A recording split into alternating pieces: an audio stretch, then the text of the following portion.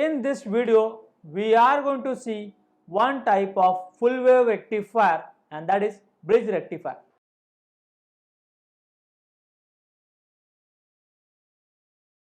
Let's draw a circuit diagram first.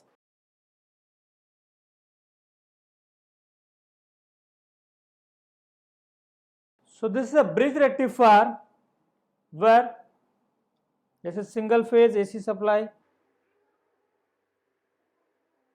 this is a transformer, and here there is a bridge of diodes.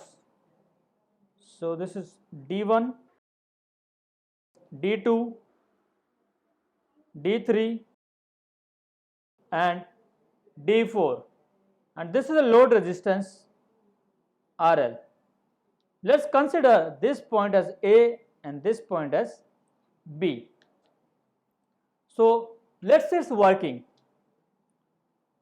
We'll consider positive half cycle first. So what happened during a positive half cycle? So during a positive half cycle, A point is positive with respect to B,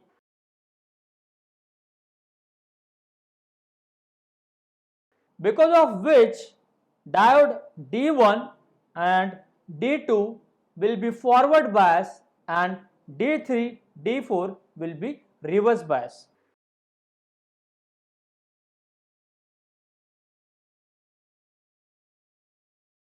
Now, how the circuit will look like? Let's draw it.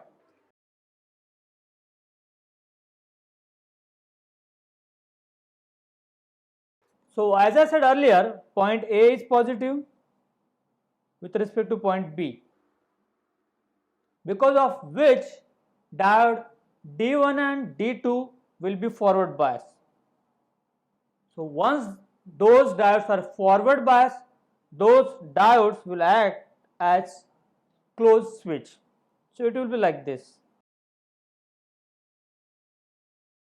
Whereas D3 and D4 will be open.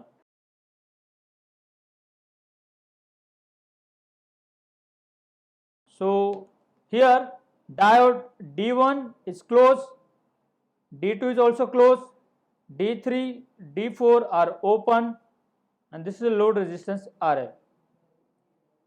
So current will flow like this. This will be the direction of current, which will give rise to a voltage drop in this polarity. So what will happen? D1, D2 conducts.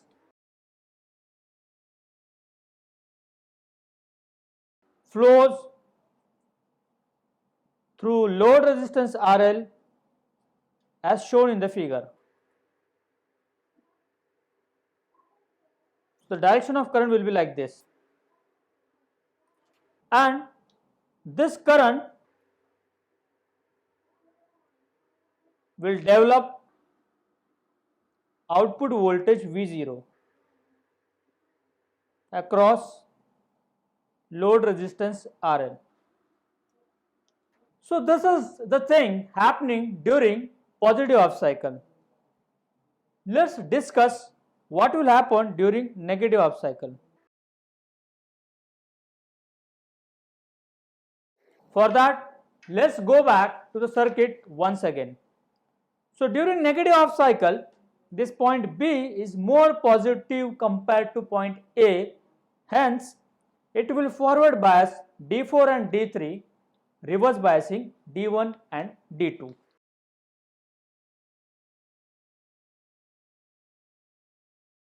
So during negative half cycle,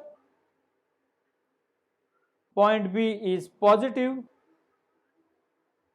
with respect to point A, because of which diodes D3 and D4 are forward bias and diodes D1 and D2 are reverse bias. So let's draw a equivalent circuit diagram during negative half cycle.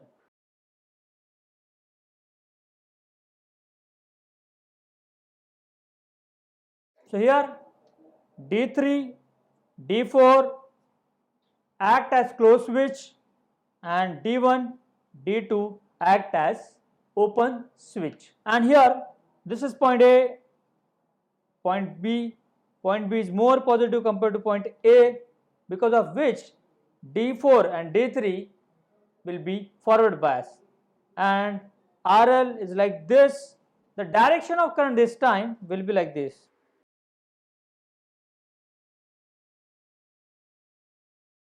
Which will develop output voltage of this polarity. So here what will happen? D3 and D4 conduct and current flows through RL as shown in the figure. This current develop output voltage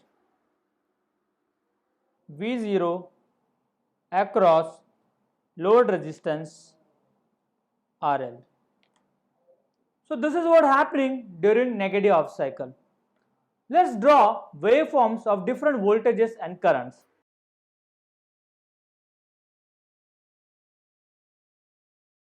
Let's draw supply voltage first.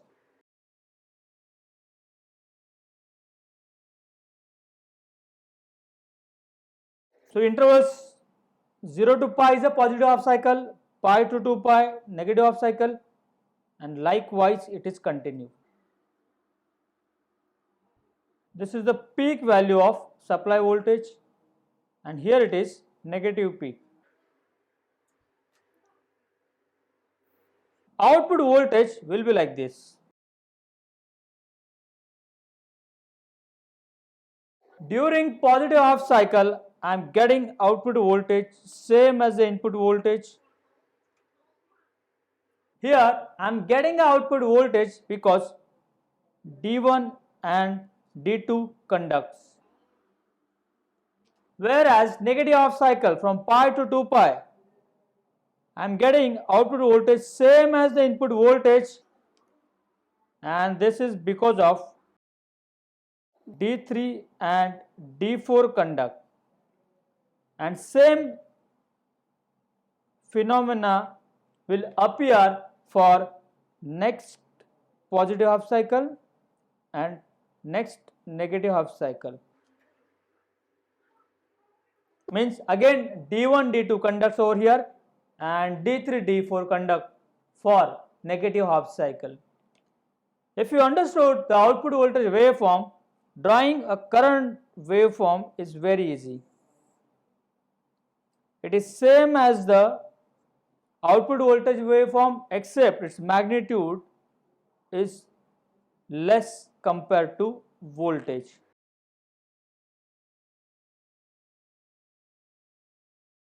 So this is the maximum value of current, which is nothing but maximum value of voltage upon load resistance RL. So again from 0 to pi, D1, D2 conducts, and pi to 2 pi, D3, D4 conduct. Thank you.